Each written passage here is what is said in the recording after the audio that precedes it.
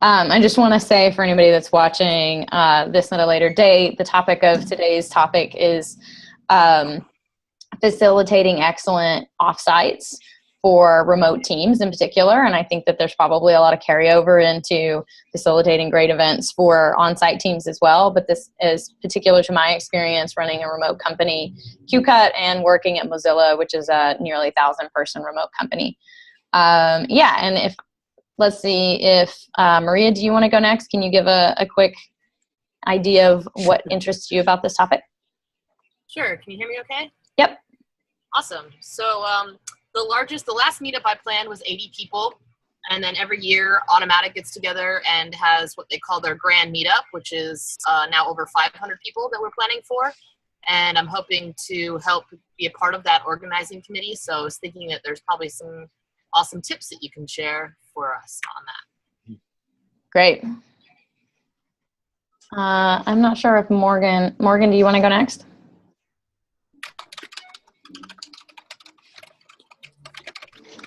Looks like she's typing here. Maybe. Yeah, that's great. Getting agreed upon big ideas into action and resolving problems. Awesome. So we'll start with that.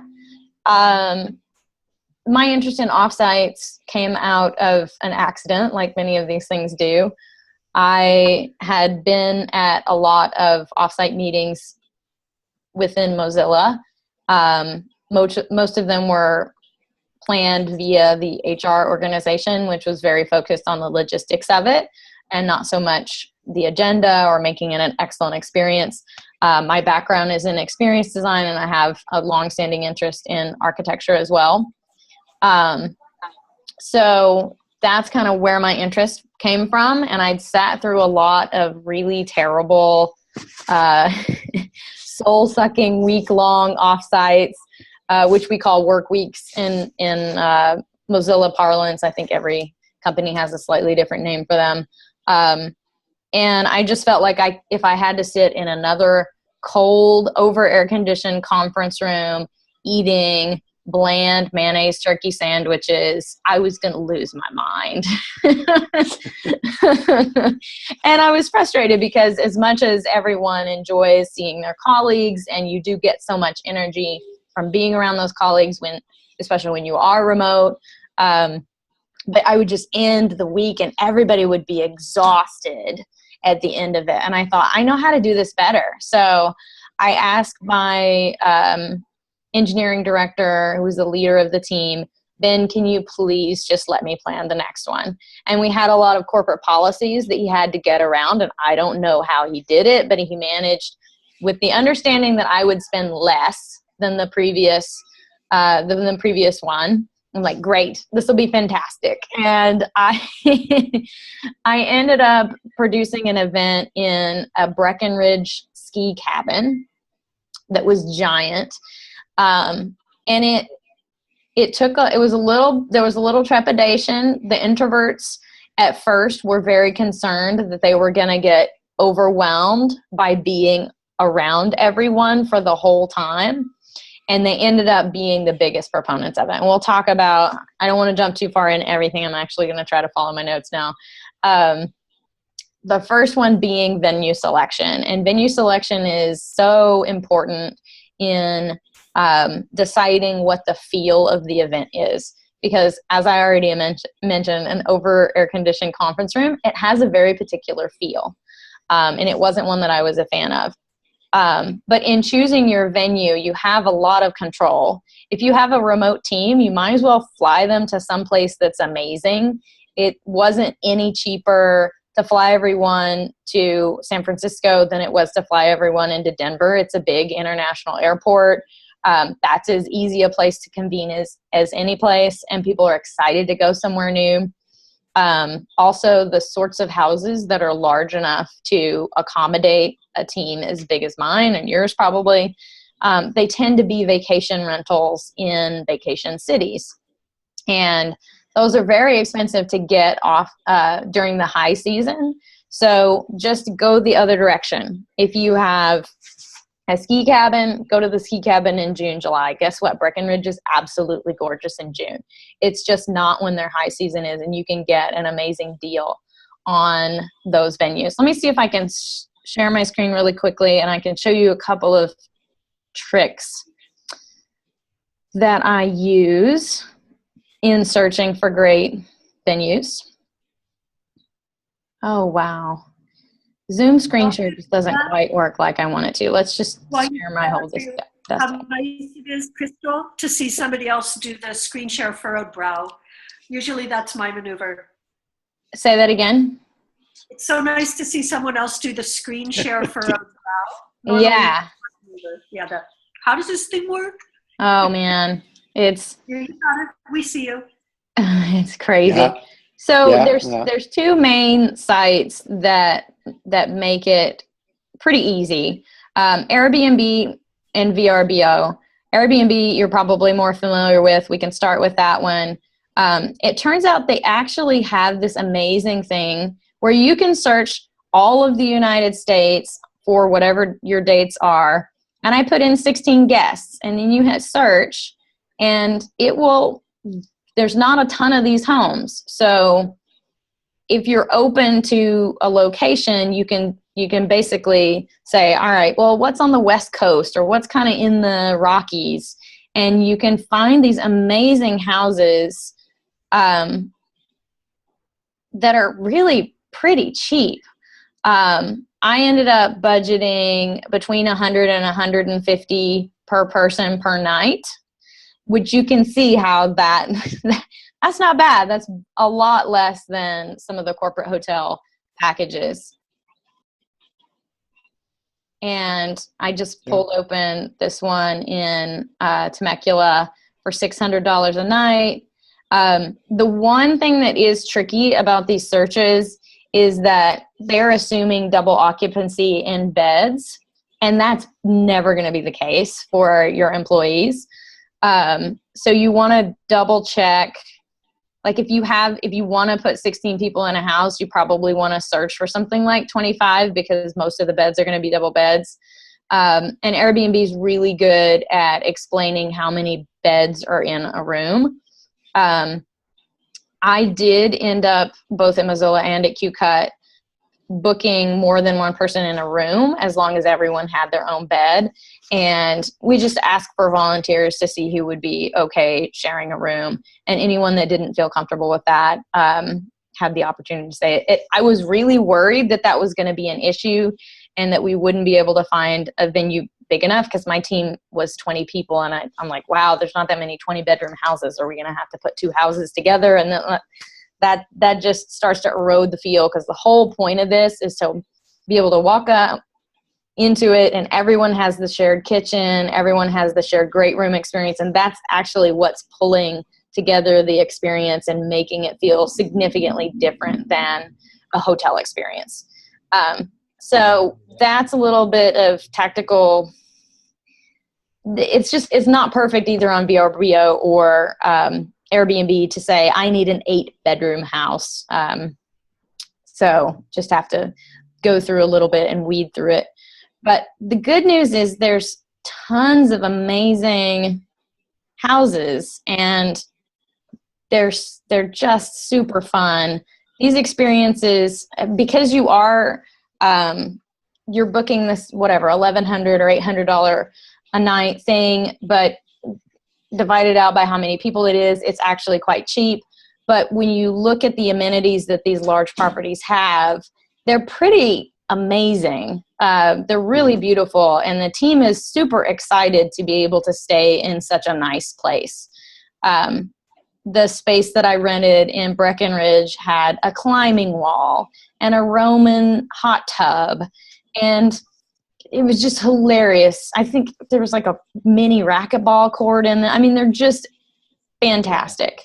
I'm going to go ahead and stop the share here of the screen. Okay. And it makes it feel a little bit more like a treat, which makes people less less upset to be away from their home and their family. Let's see, what else is there to say about venue selection? I think it also has a nice property, actually, of self-limiting how big of a group you can have. To the point about the automatic things, an 80-person house is probably not going to exist. I don't know of any of those that happen. So maybe the rest of the session will be useful for that. But I find that if you're actually planning a work week, meaning you're showing up to work together on a task, that you're going to be hard pressed to get 20 people in a room all together, all working on the same project anyway. So I think it's fine that these houses encourage a slightly smaller team dynamic.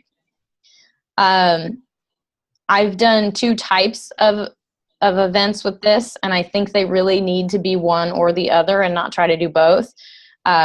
It either needs to be a tactical week that says, all right, we've got this deadline that we're coming against. We need these things done, and we're all going to get together in the same place because we need to ship a very specific product or project. Or it needs to be a strategy and vision workshop. When you're trying to combine both of them, it gets very muddy. And the doing of the thing versus what are we doing conversation is fighting with each other the entire time, and I don't think they're very productive to try to combine into one thing.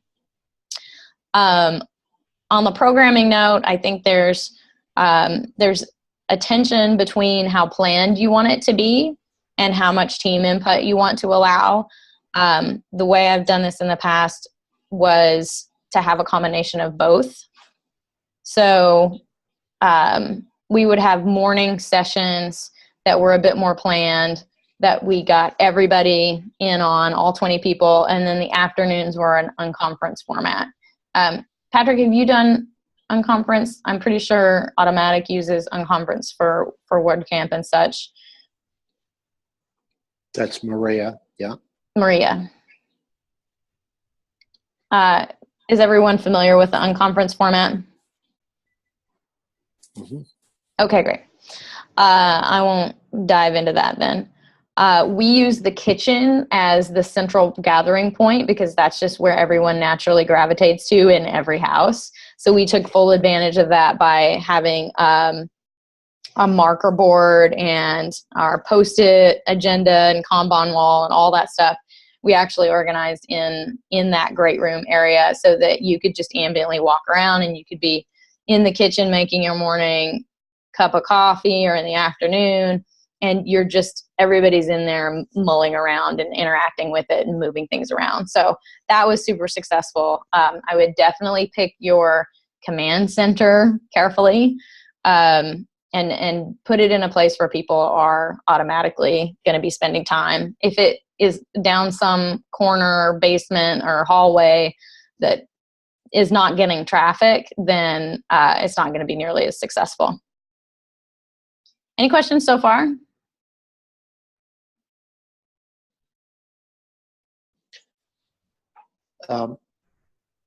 This idea, Crystal, of a not forced location, but a facilitated location puts a context around, you can put different introverts and extroverts together. Yeah. And suddenly they're spending time that probably if they were in a large group wouldn't happen. And then the interactions and collaboration that occurs. I think it's very, very clever. Thanks. Yeah, it's worth. Thank you for bringing up the introvert thing because I do want to finish that. Oh, sorry, I'm jumping ahead, Emma. You're not jumping ahead at all. You reminded me of a thought I wanted to close. So my introverts were really concerned that it was going to be overwhelming. And at the end of the week, the one guy that I was really concerned about came up and told me how wonderful this event was, that it was the best work week he had ever been to, because the benefit of having it all in this house and this venue that's wholly contained is that he was able to, at any point during the day when he was feeling overwhelmed or exhausted, he could just go back to his bedroom, do whatever he needed to do, go back into his shell, recharge, have a nap, whatever it was. And as soon as he was ready to interact with the team again, he walked out the door and there everybody was. This is a very different dynamic than the hotel in an urban center where everybody gets to the end of the day. It's, it's probably like 6:30, you've worked late. Everybody's hungry and grumpy, and it's like, all right, where do you want to go to dinner? And the group fragments off, or maybe it all stays together, but still the introverts have this choice, and it's extroverts too, anybody that's tired, has to decide whether they want to go with the group and go get some food or go rest. And if you go rest, it's almost impossible to reconnect back with the group. It just fragments and fragments and fragments, and there's nothing to draw it naturally back together because they don't, it's not like you're going to hang out in the lobby and have that ability to gravitationally pull back together. But the house functions as that. It was a totally different pattern. It was, okay, it's 6:30, everybody is exhausted. Everyone kind of went back to their rooms or had a run or a shower or whatever they needed to do. And then dinner cooking and appetizers started happening at 7:30. So there was this hour and a half long break to recharge. And then the group very naturally filtered back together because there was this gravitation of the kitchen. And what I did was I put together cooking teams ahead of time, about 2 weeks in advance of the thing. I would say, all right, so I'm going to pair John with Philip.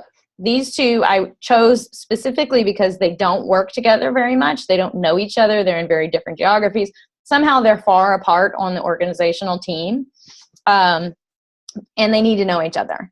So I would have them tell me what they wanted to make. They had to collaborate and decide on what they were going to cook. And then they would provide me with that recipe. I would do all of the estimation of what quantity we needed to buy of fish and tortillas and avocados. That's something that I love to cook. So it was very natural for me to do that. And I did all the provisioning. I showed up a day ahead and did all the shopping. It was no big deal for the whole week. Our food budget was way cheaper than feeding everybody out or bringing catering in. And we ate so well. It was fantastic. It was really, really fun. So if you've got a team that loves to cook, or even if they don't, it's very easy as long as you have somebody that's facilitating that can take care of the food stuff. We had so much fun doing it. I highly, highly recommend having people cook together. Let's see, what else? Break times. Make sure that you engineer in an after lunch break time.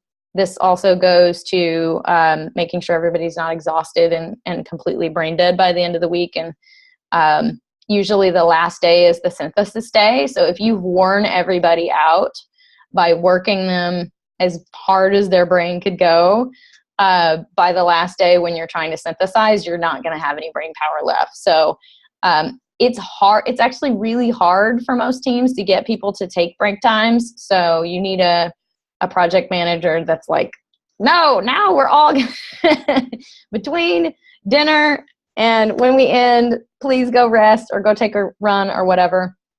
A side benefit is that people will very naturally go break off into their smaller little groups.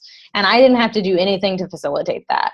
Because the gravity of the house is there, everyone felt really comfortable saying, hey, Pascal, I really need to grab you. Can we go in the backyard and play some horseshoes for a half an hour while dinner is cooking? Because tonight's not my cooking night. And they all self-organized and did all of that stuff. And it was really lovely. Okay, I think I cover all of my basic points. And for the rest of it, I just love to make it a discussion. I've talked specifically about where my experience comes from, but I'd love to hear from you guys. Listening to you, Crystal, the culture you created by having in a house, which is a kitchen, which is the natural meeting places for families. Yes. So you create the magnet that creates interaction, that creates collaboration. I think it is absolutely brilliant. We had an issue in supermarkets where people would rummage through fresh fruit and vegetables. Mm-hmm. And of course, it's energy on energy, so you're damaging them. Right. So we came up with the idea of putting a tray in a crate that separated the tiers of peaches or whatever. Mm-hmm.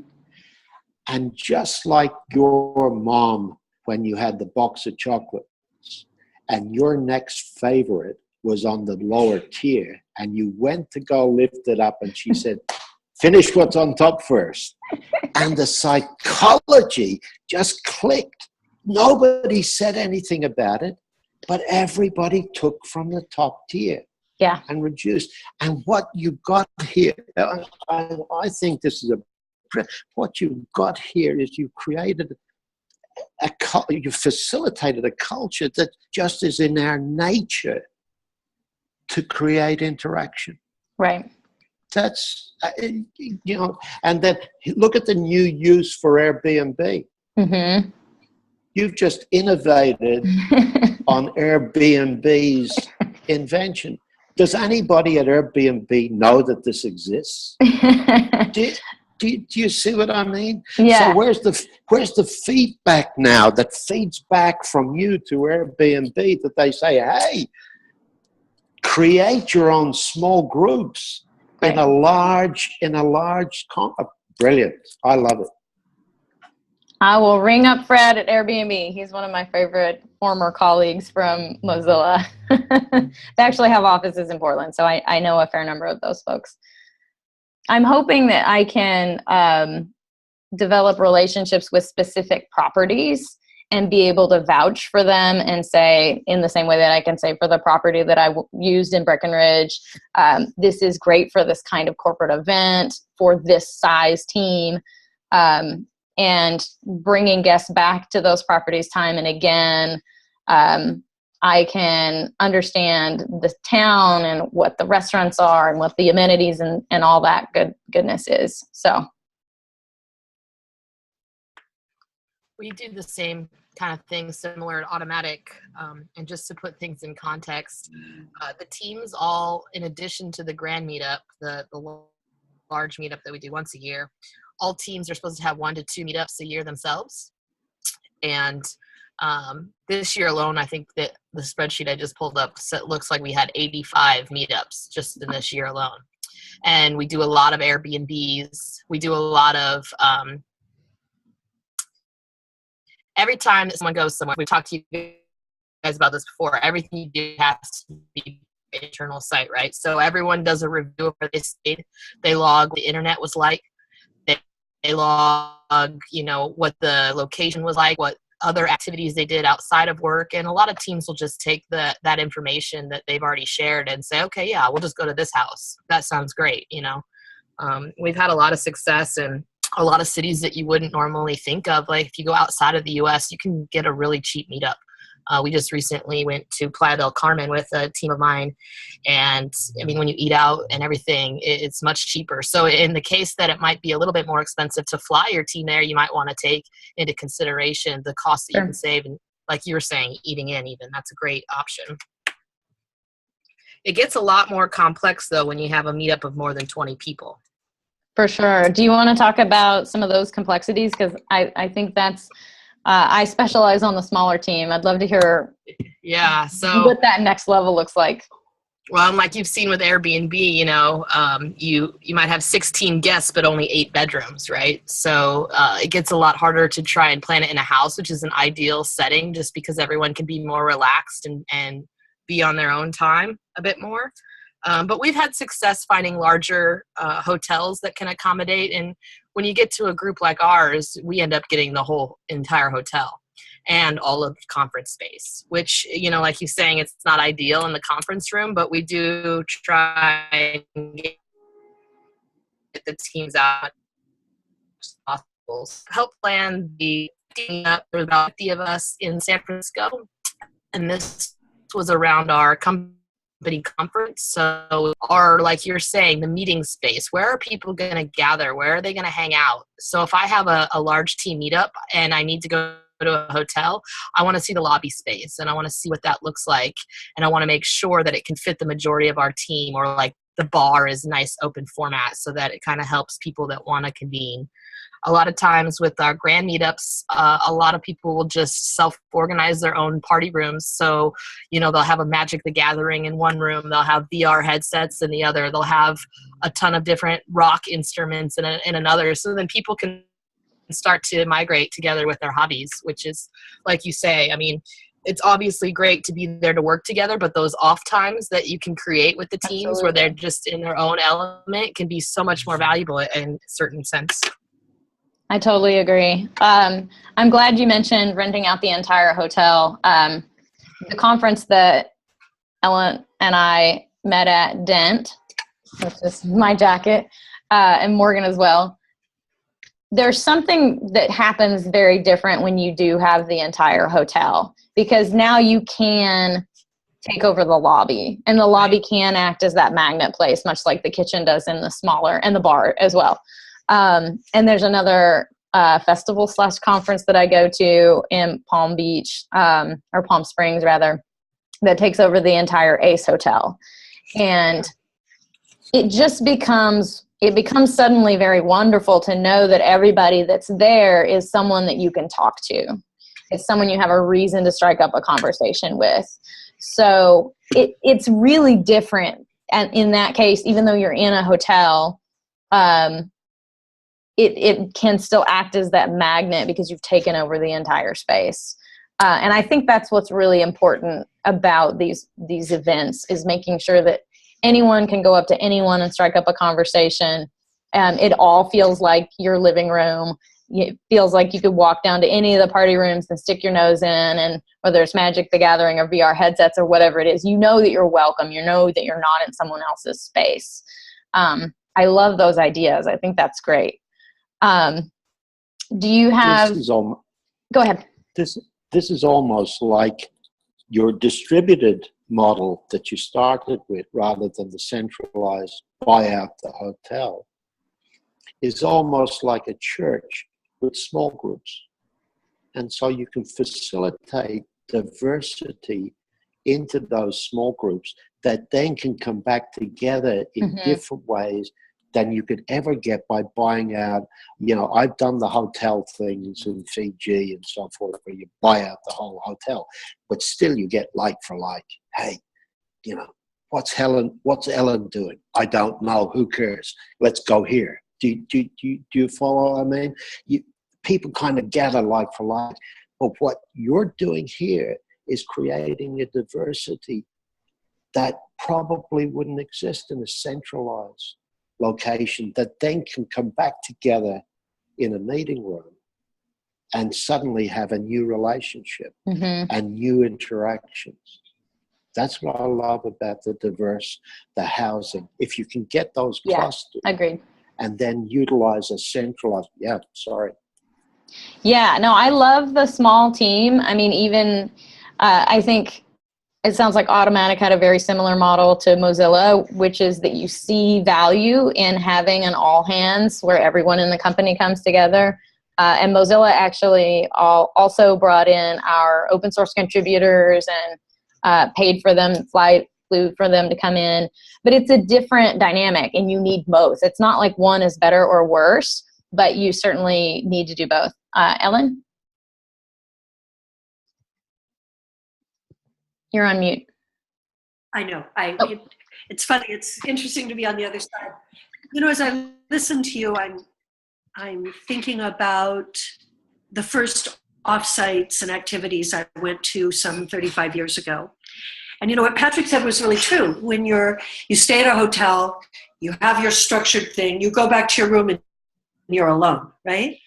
I love this conversation because it's clear it's so not about that. And I kind of have to put it back into the lens of the care compass. You know, when you think of an offsite, they're the tools and technologies, the meeting rooms, the agendas, or the meetings, the agendas, the times that everyone is together to learn this, or do this, and do this. That's only part of the story. There's the spark.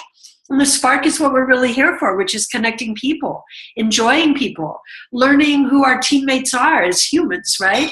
and really connecting. And I think that's why you're wearing the Dent jacket today. I think I'll run off and get mine in a second, so we can be twinsies. But the thing that's so amazing about Dent and about other conferences that I've really found myself gravitating to again and again is its community, right? And when we care about the people that we're working with, and it's very much like the Bodhisattva leadership interview today, when we are invested in their success and see their success and their satisfaction as bound together with our own, then we want to be with them to build something bigger than simply the checklist of to-dos. Or, do you remember, Patrick, maybe back in the day when you went to conferences, it was a big deal. Maybe people still do it, but every morning there'd be like a newsletter stuffed underneath your door in the morning, when you woke up, so you could read what had actually happened the day before. But you didn't even know about some of it because you weren't as intrinsically connected with people. It was like, this is so much better. Anyway, I'm going to get my... Can I say that some of the best feedback I ever got, and pardon this, was when I was sitting in the stalls, right, in the toilet. And the guys, right, nobody knew you were, as CEO, nobody knew you were in the toilet. So they would come in and say, what do you think? Oh, conference is crap, but the food and bev is great, isn't it? Right, things like, so you were getting actual real feedback from the conversations that would go on. But you've suddenly brought those conversations, those different types of conversations, into small groups together, which I think people that you wouldn't, the accountant, if you're the sales and marketing guy, the accountant or the ops member that's there that you wouldn't normally gravitate towards, is suddenly in your group. Exactly. And you find out that, yeah, hey, we have some things together, and then it go ahead. Go ahead, I'm finished. Sorry. Well, I was going to say that I deliberately I would assign the data scientist together with the, I would put people that were not in the same teams, that just had no reason to know each other in the day-to-day. I very deliberately put them together thinking, I have no idea what they're going to talk about, but I'm pretty sure there's something useful that they've never got around to talking about that is actually super important. And they would have never had that conversation had they not been arguing over whether we should chop the carrots or grate them. And I don't think it has to be cooking, but for me, cooking is a really important way to, there's just I could go on and on about why I think cooking together is super important, and maybe I'll just say a little bit about that. I like to invite people around the dinner table to do a very short prompt, which is, what's your story? And it's very deliberately asked in a vague way. And one way that we talk about stories, so I would like starting with whoever cooked the meal and telling us why they cooked this meal, because a lot of times food goes to identity. It goes to home and hearth, and this is my mom's recipe, or this is what I make with my kids on Thursday night, and I knew I could make it for 60 people because I've made it 100 times and my kids love it and everybody loves it. There's always a story. Every time there's a good story of why these two people chose this meal. Food is value. I'm so I'm so silly about food, but it just goes to heart for so many people. Anyway, around the dinner table, you can facilitate a little bit of a conversation. You don't have to do much more than provide a single prompt. On the first night, what's your story is a great one, because a lot of people they don't know who these people are as a whole human. They just know Phil does data science. And then there really was a Phil on my team who does data science. And my engineer, Pete, says, you guys didn't even know Phil's dad is a bear wrestler. And he went on this whole story about Phil's dad's bear wrestler, and we were all cackling with laughter. And then at some point, Phil goes, that's all a lie. And we just died, because I didn't know Pete had that much of a mischievous sense of humor. So the conversations that emerge over the dinner table are a completely different conversation. especially when you've got a really good conversation icebreaker to start out with. Anybody have any more to say on that, or any great icebreakers? I love icebreakers. Looks like Morgan posted one in the chat that I'd be interested in hearing more about. It's called the rose sequence. So the bud is what are you most excited about? The thorn is what is challenging you, and the flower is what are you excited about? Oh, I love that. Thanks, Morgan. Ellen, you have your dent jacket. Ellen, was there anything from Dent that you wanted to talk about, maybe from the lobby or the bar experience, or like how maybe that felt different than other conferences? Or anything else you want to talk about? I don't think I have anything too unique to add there. I think thanks for asking, Chris, you got the gist of it. One thing, though, that really hits me, and you're going to relate to this, is with Dent, most of the people share a long bus ride from the main airport to, and the bus ride is pretty interesting. It's a booze bus. There's wine tasting from the time you really get on to the time you get up to. You have to be a little careful because the wine is really, really good. And you go, at the high altitude, all kinds of things can happen. But I have found that the ride into Dent, I mean, when I think of the real deep friendships I've formed from Dent, like the lasting friendships, several of them have been with people I've shared the bus ride with. Absolutely. And simply sitting next to someone in the anticipation of an experience, having 2.5 hours to sit there and talk and, draw and doodle with and sketch out, mental maps and stuff like that. I mean, there is something so great about this shared intention of some sort of a conference where you have a goal, or some sort of a gathering, let's say, where you have a goal. Maybe this is why Burning Man does so well. Mm-hmm. And then the fact that you kind of get then locked into a person for some of that trip, you really, all of the barriers are removed, right?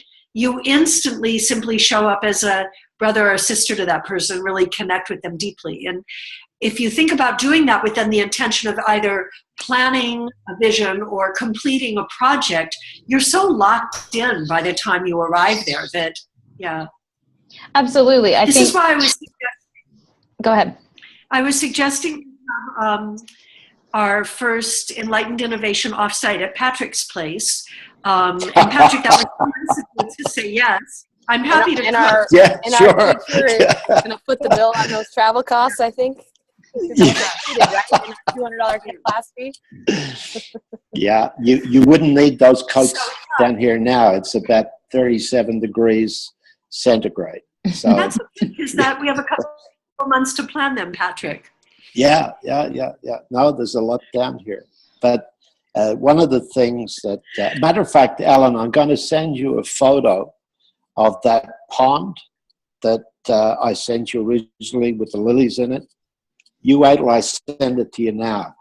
Anyway, but aside from that, one of the things that came up some time ago, way back, that I went to a conference in upstate New York, Tarrytown. Oh, yeah. There's a conference center there, and lovely place. But we had to, before we got there, we had the group that we were going to be working with, and we had to interview over the phone and so forth the guys that we were with, the guys or girls or whatever. And then you introduce that person at the event. So you had to really get to know Ellen before you even met her. You had to, right? And then without her saying anything when she arrives, you have to introduce Ellen. And you don't want to get it wrong, so you really have to listen when Ellen says, well, I did this and that and the other, But it just puts an extra, and then you feel as if you know Ellen, and you say, hey, you're it, or Maria, you're it, So, yeah, it helped a lot. But the amazing thing here I'm finding is that the mixture of all the different combinations of things that are coming together. The food is an icebreaker. The kitchen is a natural place. That creates community. I'm blown away by this. I really am. We just had so many memorable moments. One of my favorites that would have never happened in a hotel was our director of engineering, Lloyd. They had stayed up really late drinking a lot. And he was pretty ragged looking the next morning. And he just wanted to make himself some eggs. And I was in a saucy mood. And I'm like, Lloyd, you don't know how to scramble eggs. And he's like, and the whole drama is playing out. And I was really doing this for the entertainment, mostly of myself, honestly, but for everyone else. Because he was... he was our big manager, and I was like, Lloyd, you know how to make eggs. I'm going to teach you. I'm going to school you how to make eggs right now. And it was a beautiful moment that organically emerged, and it was so fun. It's the heart of the home. You start to feel like your team is family, because that's the kind of thing that you do to your family. That's the kind of thing you do to your brother when he stayed out too late. And those things are just so lovely. And I felt like that really built the love and respect of the team. I wanted to put one underline that we started to talk about and then went off on another tangent. But it's really important who is invited, who is there. I default to a lot of inclusion as much as possible. I included my vendors as if they were part of this family as well.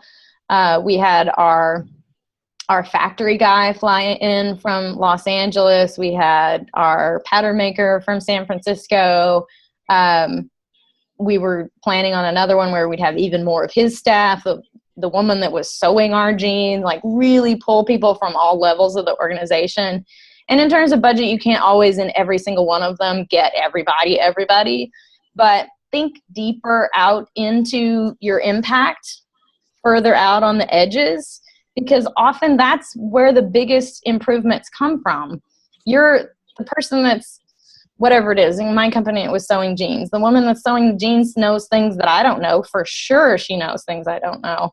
And she's going to have input on process improvements that I would have never even thought to bring up. Yeah. And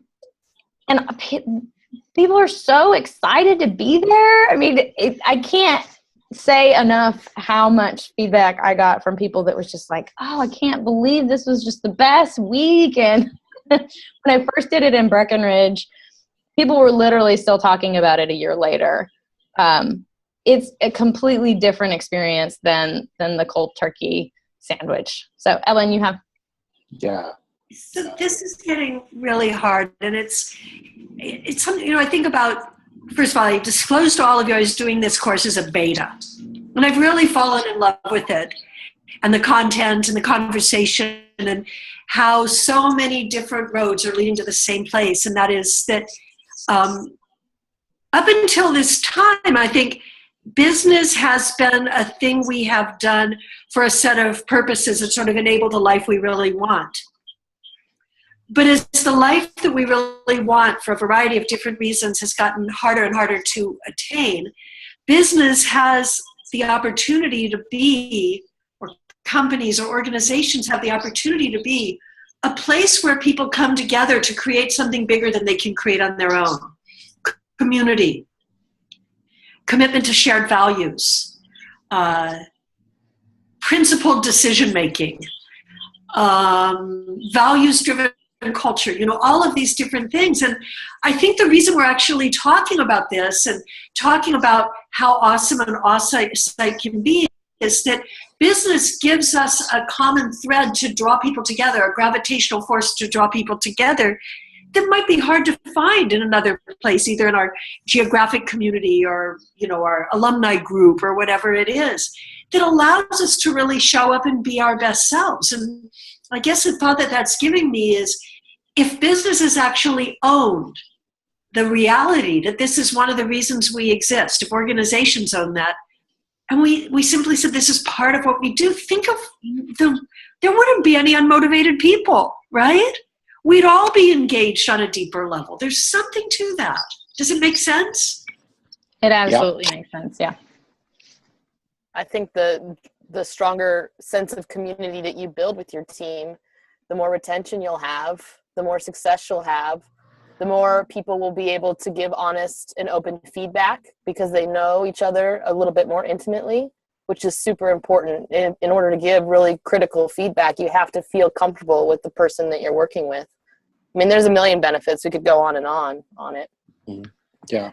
We've been doing it so long at Woo and Automatic, it feels like we've done a lot of different iterations, right, on how we've done it. The Grand Meetup last year was just it was almost like, how much can we pack into this week to just really like get the most of it? And it was just too much. So I really hope this year we scale back quite a bit because it's just not sustainable to keep people going all day long from 8 a.m. to sometimes past midnight. Some of our town halls would go so late.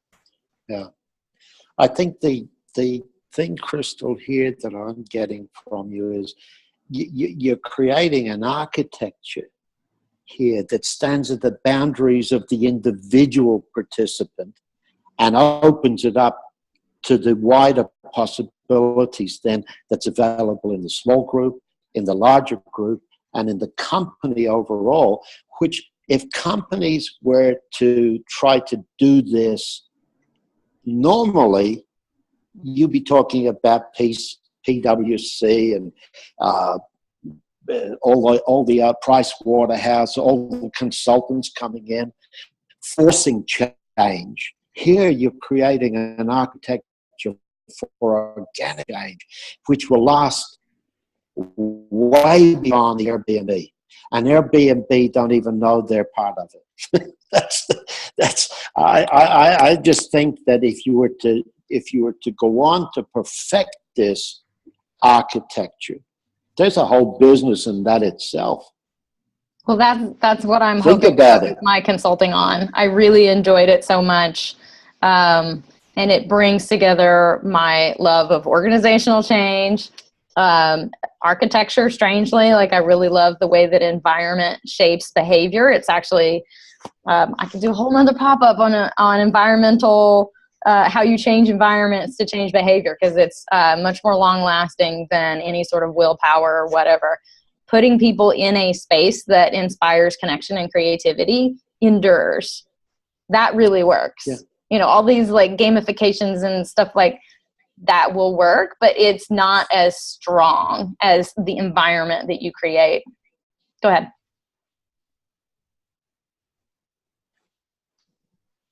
Ellen, you're muted. Yeah, thanks. That was this hand raised. Exactly, the gamification. And there's a meta point there. And this is sort of why I struggle with data, right? Me too. The data is never going. So there's a CEO that I coach, and this company is, well, I think a really polite word would be pivoting right now. It's probably not quite that good.